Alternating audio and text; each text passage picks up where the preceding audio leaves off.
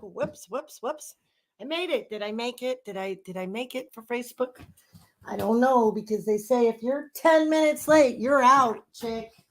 You lose. And so I should have gave myself 10 more minutes today. Thought I could pull it off, but I'm a loser. So I lose. No, I'm not. I'm just kidding. I'm here for class, aren't I? And I'm here to learn. So, my name is Deanna, and I'm streaming out of Humboldt County, about Humboldt County to Humboldt County normally. And this is actually for Humboldt County too, but this is for anybody who wants to learn more about the government's limitations and our rights and our history. Those who do not know their history are doomed to repeat it. Isn't that the saying?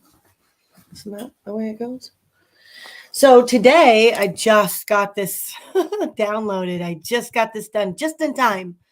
I was really pushing it today, man. I was really pushing it today, but I think I succeeded.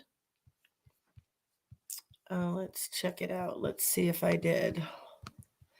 So, if you are new to this, I am going through the making of America, and we're going through the miracle, the 5,000 year leap today. I'll be going through a few questions and I'll just be reading the answers. It's a pretty basic, easy study. It's a great listen along, read along. I've put these visuals up for today's lesson, and then of course I'll be taking them down, but they're for educational purposes today. And so let's see if they uploaded good so you can read along with me and see it, because if you're like me, I've really taken to been listening to the Bible, someone read it as I'm reading it too, and then it seems like all of my minds are occupied. So I don't know about you, but I can be reading the Bible and it's like I got this other mind that goes off into thinking, and I'm still reading, and somehow somebody's still talking at me, and their lips are moving and everything like that, but my mind is somewhere else. I'm a very distracted person, easily distracted. So let's see if this came through. Darn it, I was trying to make this stable. I should have went in my studio. I wanted to be out here in the sunroom. It's raining. It just feels outside, like I'm outside. My studio is so dark and there's no direct light in there, but anyway, I'll stop complaining about that. Kind of a wreck right now. I'll get it together.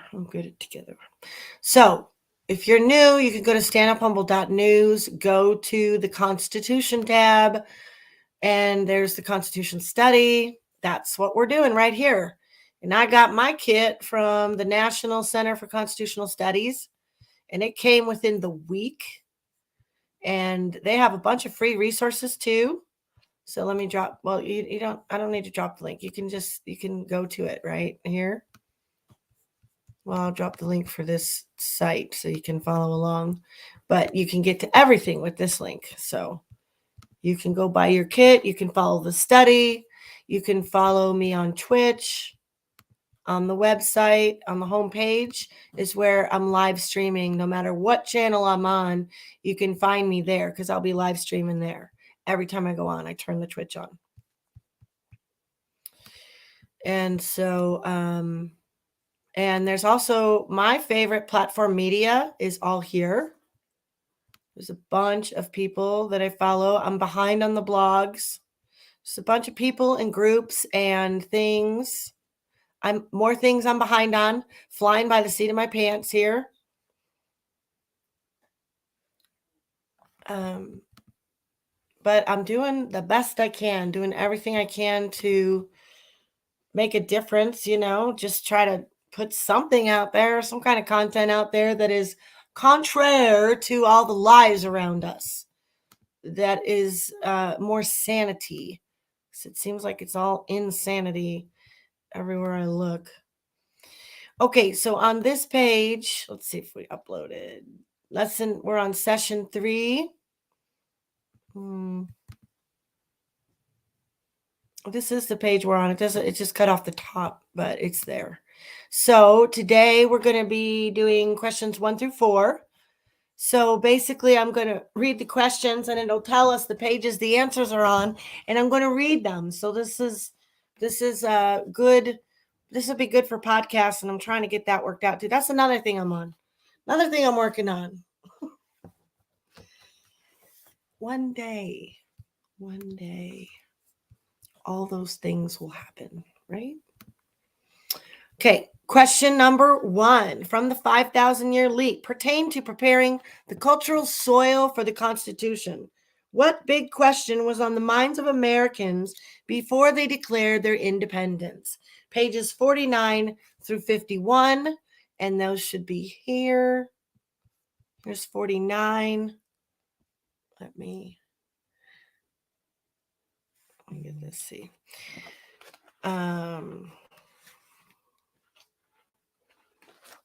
Okay, here we go. Let me see how many minutes I'm in. 6 minutes, not bad. Hi, Watt Life. Good to see you. Thank you for being here. Thank you for saying hi. Modern Americans have long since forgotten the heated and sometimes, I always forget the intro. I'm sorry. Second principle: a free people cannot survive under a Republican Constitution unless they remain virtuous and morally strong. Modern Americans have long since forgotten the heated and sometimes violent debates which took place in the 13 colonies between 1775 and 1776 over the issue of morality. For many thousands of Americans, the big question of independence hung precariously on the single slender thread of whether or not the people were sufficiently virtuous and moral to govern themselves. Excuse me. Gee, why would that be in question, huh? Self-government was generally referred to as republicanism, and it was universally acknowledged that corrupt and selfish people could never make the principles of republicanism operate successfully. As Franklin wrote, only virtuous people are capable of freedom. As nations become corrupt and vicious, they have more need of masters. George Washington later praised the American Constitution as the palladium of human rights, but pointed out that it could survive only so long as there shall remain any virtue in the body of the people. What is public virtue? Morality is identified with the 10 Commandments and obedience to the Creator's mandate for right conduct. But the early Americans identified public virtue as a very special quality of human maturity in character and service, closely akin to the Golden Rule, as a modern historian epitomized it. In a republic, however, each man must somehow be persuaded to submerge his personal wants into the greater good of the whole. The willingness of the individual to sacrifice his private interest for the good of the community, such patriotism or love of country, the 18th century termed public virtue. The 18th century mind was thoroughly convinced that a popularly based government cannot be supported without virtue. Self-doubts. The people had an instinctive thirst for independence, but remained a haunting fear that they might not be good enough to make it work. Their self-doubts were actually the eye of the hurricane during those final pre-revolutionary years when Americans were trying to decide whether they had the moral capacity for self-government. Great names of later years were among the doubters in those pre-revolutionary days. John Jay, Robert Morris, Robert Livingston, and even John Dickinson were among them. Their doubts gradually diminished as their patriotic indignation was aroused by the harsh and sometimes brutal policies of the British Crown. Excuse me. They were also moved by the powerful expression of faith and confidence pouring forth from men of admired virtue, such as John Adams, George Washington, Richard Henry Lee, and Josiah Quincy. Spirits continued to rise so that by the spring of 1776, thousands of confident voices were heard throughout the colonies affirming that there was sufficient public virtue in the people to make Republican principles work successfully. Oh, well, guess they passed the muster, huh? All right, so we're going to get into the next question. I already know it. Number 2, what event led Americans to serious self-examination regarding their readiness for freedom? One of the most strident voices in the debate was Tom Paine, whose Common Sense had been a bestseller. He followed up this initial success with other writings assuring Americans they were ripe for independence. He pointed out that most of the people were industrious, frugal, and honest. He added that few Americans had been corrupted with riches the way people had been debilitated in Europe, where all they wanted was luxury, indolence, amusement, and pleasure. Furthermore, there was a spirit of equality and public virtue unheard of in other nations. Because the people of America are people of property, almost every man is a freeholder. Nevertheless, there were many newspapers in New York, Boston, Philadelphia, Charleston, which printed numerous letters pointing out dramatically and gruesomely the defiances of American society in many serious respects. Excuse me. This self-examination over a period of several years resulted in a remarkable reform movement which spread up and down the entire Atlantic seaboard. Let's see what question 3 is before we get to explain how the tide of moral reform in America helped to accelerate the revolution. Well, how did I know that? How did I know that? Excuse me. Many Americans became extremely self-conscious about their lack of public virtue because of non-involvement in the affairs of government. What? I got to read that again. Excuse me. Many Americans became extremely self-conscious about their lack of public virtue because of non-involvement in the affairs of government. They began to acknowledge their obsession with self-interest, the neglect of public affairs, and their disdain for the needs of the community as a whole. Gradually, a spirit of sacrifice and reform became manifest in all 13 colonies. Looking back on that period, one historian wrote, "In the eyes of Whigs, the 2 or 3 years before the Declaration of Independence always appears to be the great period of the Revolution, the time of greatest denial and coercion, when men ceased to extort and abuse one another, when families and communities seemed peculiarly united, when the courts were wonderfully free of that constant bickering over land and credit that had dominated their colonial life. How the moral reform accelerated the revolution." Let's look at this other question here. Is it? Yep, number 3. Explain how that is the rest of the question. Yeah, that's the same thing. Okay.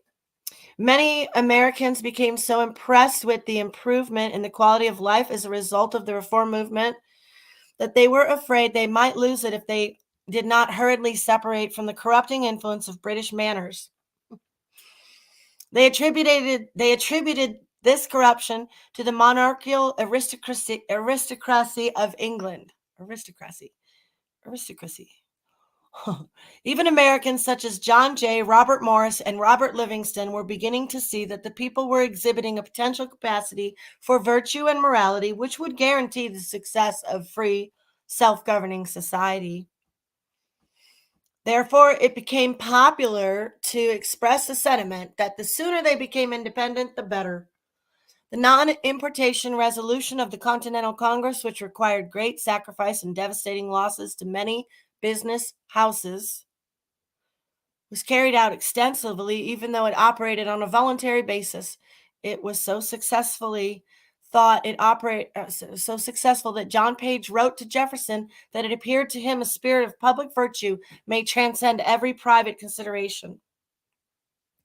Young James Madison gloried in the atmosphere of national purpose, saying that a spirit of liberty and patriotism animates all degrees and denominations of men. It was in this climate of reform and commitment that Americans saw themselves sublimating and improving their social consciousness to the point where the continuing presence of British manners did indeed seem to be a threat to the new reform. As Gordon Wood relates it, by 1776, it had become increasingly evident that if they were to remain the kind of people they wanted to be, they must become free of Britain. The calls for independence thus took on a tone of imperativeness. Only separating from the British monarch and instituting republicanism, it seemed, could realize the social image of the Enlightenment had drawn of them. British influence was already taking its toll. One alarmed American wrote, "Elegance, luxury, and effeminacy began to be established." David Ramsay declared that if Americans had not revolted, our frugality, industry, and simplicity of manners would have been lost in an imitation of British extravagance, idleness, and false refinements. It is only in this historical context that the modern American can appreciate the profound degree of anxiety which the founders expressed concerning the quality of virtue and morality in their descendants. They knew that without these qualities, the Constitution they had written and the Republican system of government which it provided could not be maintained. As James Madison wrote, "Is there no virtue among us? If there be not, we are a wretched situation. We are in a wretched situation. No theoretical checks, no form of government can render us secure. To suppose that any form of government will secure liberty or happiness without any virtue in the people is a chimerical idea. If there be chimerical, Chimerical.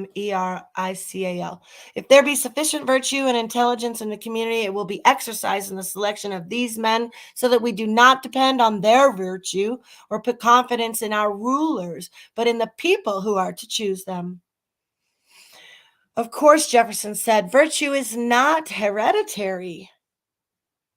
Virtue has to be earned, and virtue has to be earned, and it has to be learned. Neither is virtue a permanent quality in human nature. It has to be cultivated continually and exercised from hour to hour and from day to day. The founders looked to the home, the school, and the churches to fuel the fires of virtue from generation to generation. In his farewell address, George Washington declared, "Of all the dispositions and habits which led to political prosperity, religion and morality are indispensable supports. In vain would that man claim the tribute of patriotism who should not labor to subvert these great pillars of human happiness, these firmest props of the duties of men and citizens. Let it simply be asked, where is the scrutiny for property, for reputation, for life, if the sense of religious obligation desert the oaths which are the instruments of the investigation in courts of justice? And let us with caution indulge the supposition that morality can be maintained without religion. And let us with caution indulge the supposition that morality can be maintained without religion.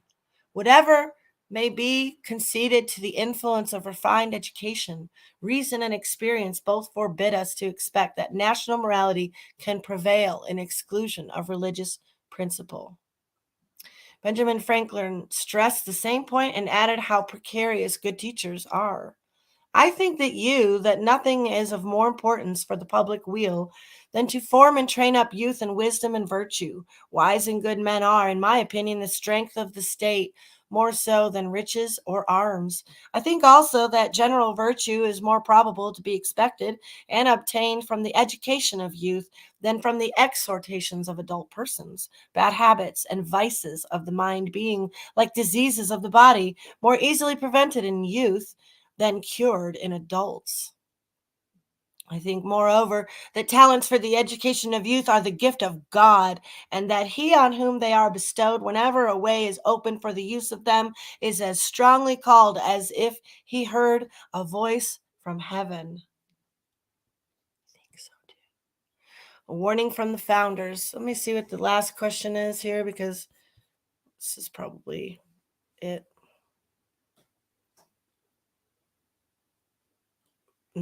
This is the last warning. Yeah, this is it.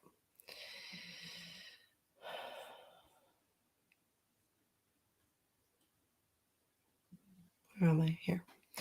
At the conclusion of the Revolutionary War, Samuel Adams, who is sometimes called the father of the Revolution, wrote to Henry Lee, "I thank God that I have lived to see my country independent and free.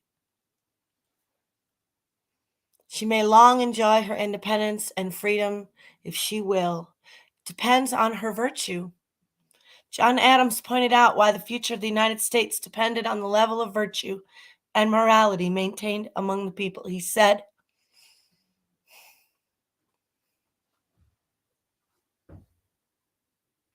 excuse me.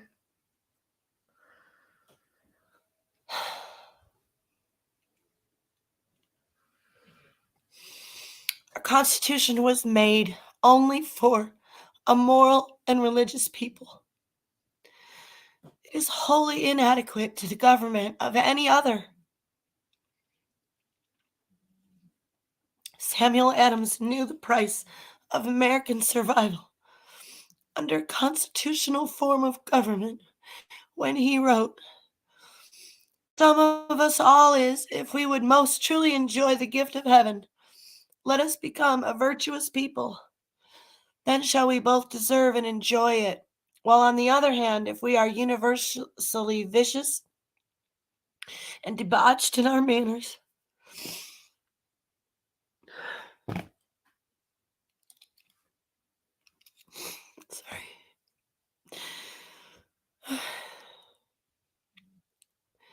though the form of our Constitution carries the face of the most exalted freedom, we shall in reality be the most abject slaves."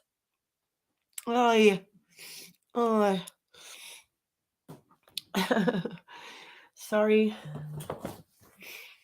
Since equality of virtue and morality in the character of a nation is the secret to its survival, one cannot help but wonder if there is some special ingredient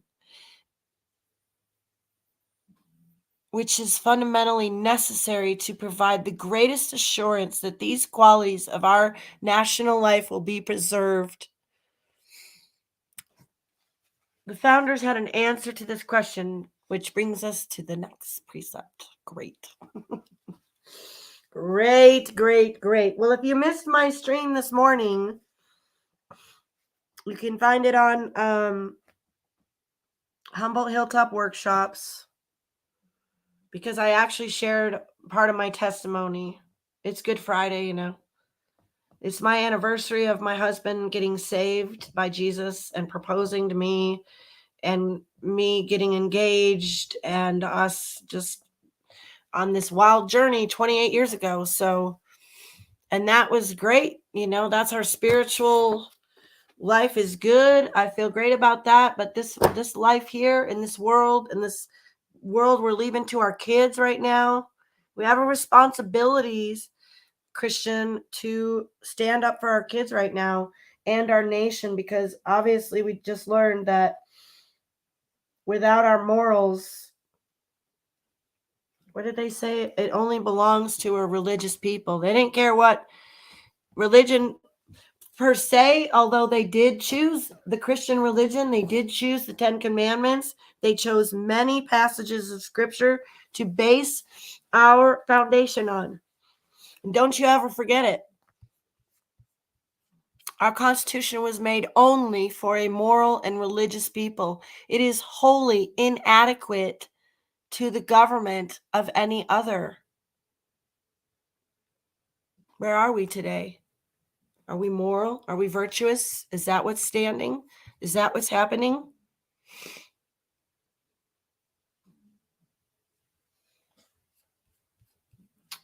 I don't know what that means. He votus. Heavy.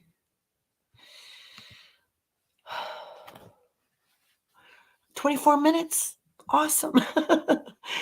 Thank you for being here. Pray for our country. It's Good Friday, but Sunday's coming. Sunday's coming. Dang it. I love y'all so much, and I love our country so much, and I love my freedom so much.